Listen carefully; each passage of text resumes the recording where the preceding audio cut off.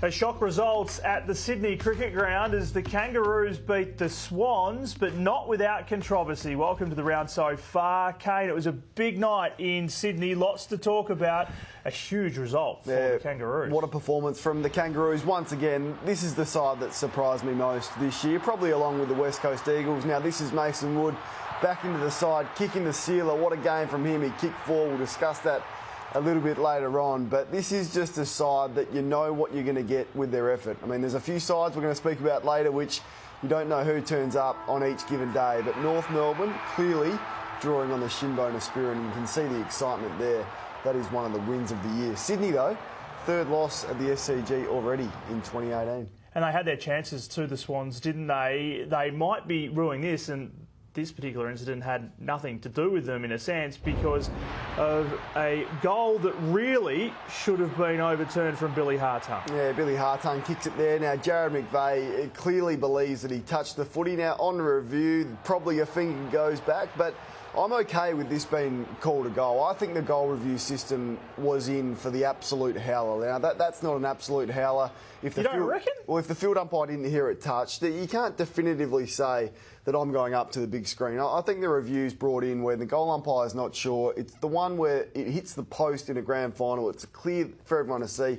That's not clear to me. But that should have been reviewed, don't they? Aren't they meant to review every goal on the way back to the centre just for certainty? I mean, clearly they ran out of time. Yeah, clearly they ran out of time, and maybe they didn't pick it up. They should have done that, but look, I'm okay with a little touch on the footy if the field umpire doesn't hear it and the goal umpire doesn't want to review it, if that's called a goal. It was a huge night for Shaun Higgins, returning to the Kangaroos lineup as well off the back of that very nasty concussion that we all saw.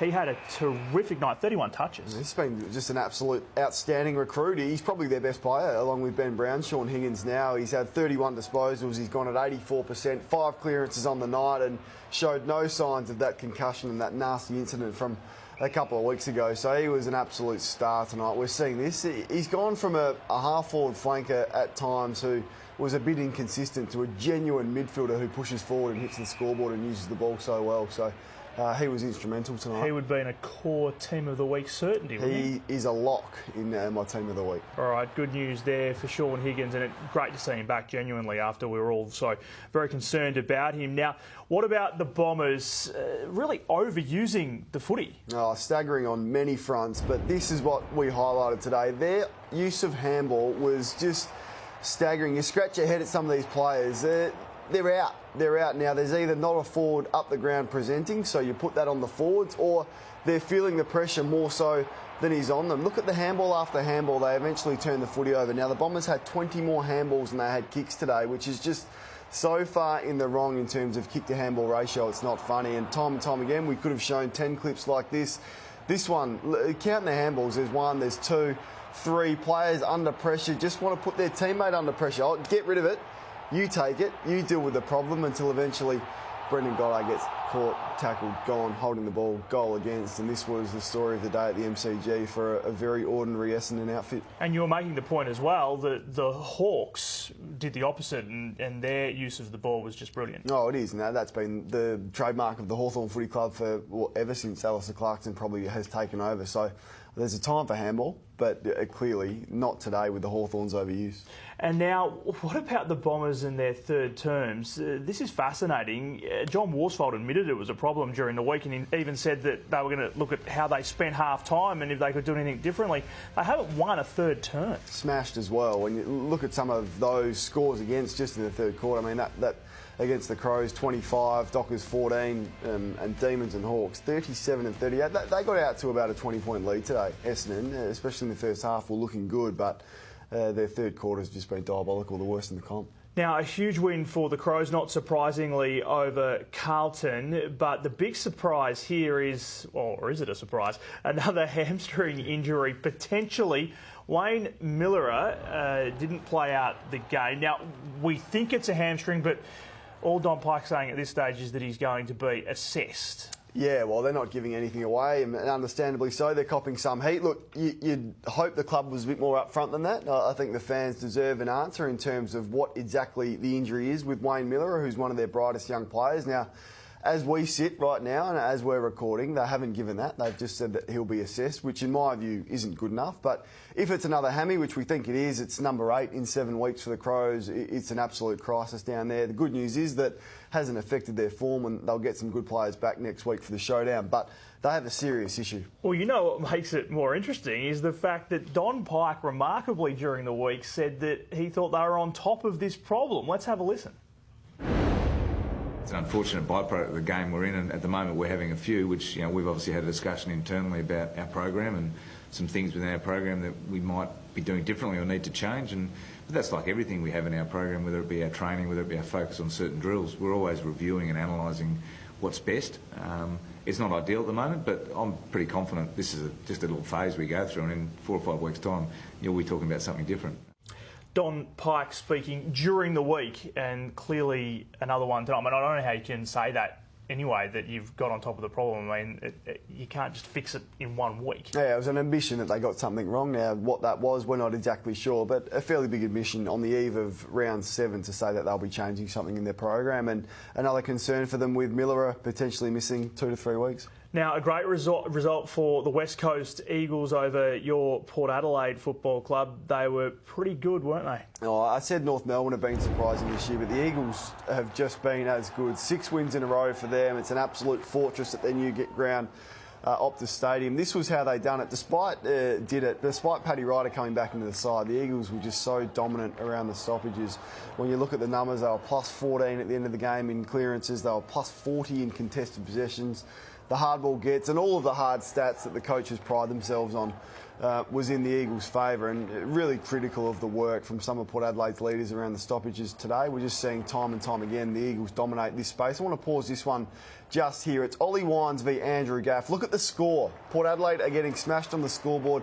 No regard for Andrew Gaff. On the wrong side, Wines was for a left footer, and once again, little respect for an All-Australian player who once again had 35 disposals today. Yeah, and pretty interesting as well, considering how Ken Hinkley had said the return of Paddy Ryder was going to be critical to the team progressing in this season, and obviously didn't have a huge impact. Well, and perhaps that was the mindset of the midfielders. When they didn't have a ruckman, they were more defensively minded, thinking we're not going to win the hit out. Maybe Paddy Ryder came in subconsciously. They thought, well, I'm going to get on my bike because Ryder's going to win it, which is the wrong thing to do up against Nat Nui, but maybe just subconsciously they switched off.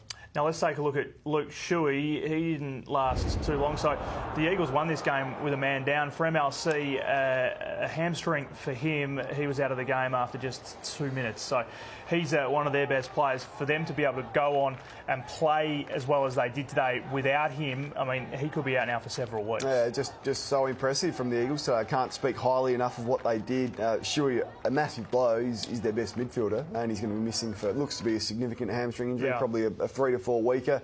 They've got a tough month coming up as well, the Eagles, so he's going to be a big loss. But love what their forward line is doing. Jack Darling is having a career best year. Kennedy's back in form.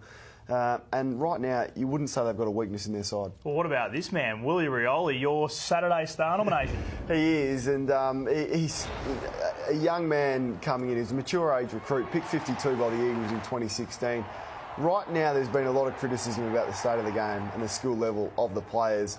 This kid is the best kick in the AFL right now, which is a big thing to say, but rarely does he ever miss a target. We're watching his penetration with his kick. It's his short kicking, but it's also his long kicking, his goal kicking. This kick here, that's as good a kick as I've seen all year in 2018. So I think both Adelaide clubs would be asking themselves why they didn't draft him, considering he was playing in South Australia for the Glenelg Footy Club. But the Rioli name is famous, and the Eagles have got a ripper. Let's take a look now at the Western Bulldogs. No Marcus Bontempelli, but didn't their midfield deliver? No, they did, and especially here, when just looking at the last quarter, when the game's on the line, look at those numbers. McRae's just been all-Australian form. Hunter was the skipper today. Dowhouse has done it for a while. McLean and Daniel with 10 each in the last quarter. Credit to the Gold Coast Suns, they gave a fight without both of their co-captains, so it was an impressive performance. Went down to the wire, but in the end, that was the difference. Have we found a new Cole hero in Braden Crossley, the 18-year-old? Yeah, we loved him, didn't we? He's got a bit of Shane Mumford about him, just the way he tacks the ball. Look at that, fair and hard eyes on the footy from both players. Love this one though, the hairstyle and then his ability to get on his bike and finish. So he's got the power, he's got the height and the skill level to go with it. So you wonder where he's been. Question for you as we switch to the Geelong GWS game. What happens to Tom Hawkins?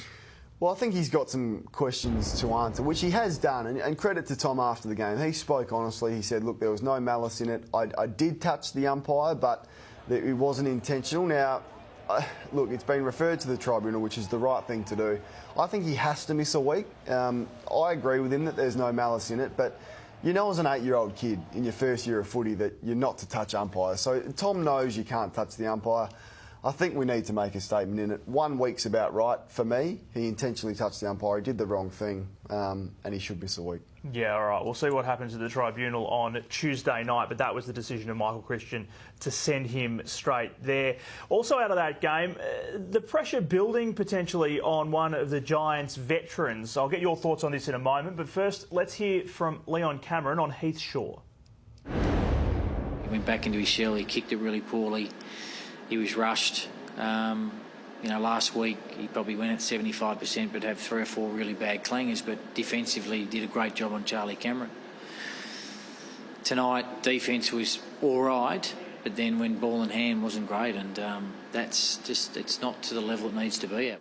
There's been a lot of focus on Jonathan Patton's form out of the Giants team, but you think potentially Heath is a more significant drama? I think so. I think, and refreshing to see a coach speak so honestly, and rarely do they highlight and single out players in their press conference, but he's clearly frustrated, Leon Cameron, and this is why. And it's not just a 1 or 2 game thing for Heath. I think he's been tracking this way for probably 12 to 24 months. His final series last year was poor, and his lack of composure with the footy, as we saw in this game, under little to no pressure there, just continually turning the footy over. So he's supposed to be their general back there. I don't see him leading like the way that he used to, probably because he's concerned about his own form. And just with ball in hand, like Leon has said, he continually makes costly errors that are costing his side goals. Does he keep his spot in the team? He has to, because they don't have anyone else across the half-back with the injuries that they've lost and also the trades that they've done. So, they've tried Whitfield across half-back. He's been successful. They need Heath just to perhaps focus more defensively. Beat your man first, and the possessions that you get are a bonus off that. Right now, he's caught in 2 minds. To the ladder we go, and I'll tell you what, this makes for interesting reading. The West Coast Eagles are at the top. The Richmond Footy Club is, of course, well placed as well with their game to come. Interesting to see now Port Adelaide's slipped out. North Melbourne moves up to 7th, and then all the way down the bottom. It's not a fun time if you're a Carlton fan in particular. Brisbane have their chance against the Pies tomorrow. That's one of the games we'll be taking a look at. Yep, let's have a look at that. That's the twilight game, of course, Brisbane taking on Collingwood at the Gabba. But the first 2 really important. Richmond in as good a form as anyone. They take on Fremantle. You can't see them dropping that at the MCG where they play so well. St Kilda just need a win. Don't think they get it against Melbourne, who seem to be finding some sort of form, and they can welcome some players back shortly. So I think the Demons will be okay. More pain for St Kilda and Brisbane probably tomorrow. Yeah, you'd probably tip the Pies at this point, wouldn't you, considering how Brisbane's going? Hopefully some funding for their new facility, which we've spoken about too, which is pretty important for them. Hopefully news on that during the week. Now, one more thing before we go. I really thought this was quite funny in the game at the MCG. James Sicily, who's getting a bit of a reputation, he kicks the goal and then, thanks to the help of, because of a 50-metre penalty from Joe Danaher, just goes to see if you can get the low 5 from Joe. Well, he was the best man on the ground, so I guess if you are playing like that, you're free to do whatever you want. And actually, Joe's a bit of a character on the field as well, and he's had some interesting celebrations in his time. So I guess we don't want to take the fun out of the game. I wish Joe had reciprocated. Yeah, no, I don't that would have been cool. Joe's, just with the 8 goals for the year, probably not in any mood to do so. But James Sicily was, as I said, the best man on the ground and showed how important he is for the Hawks. Thanks for that, Kane. We'll catch you again next week. See you next week. That is the round so far.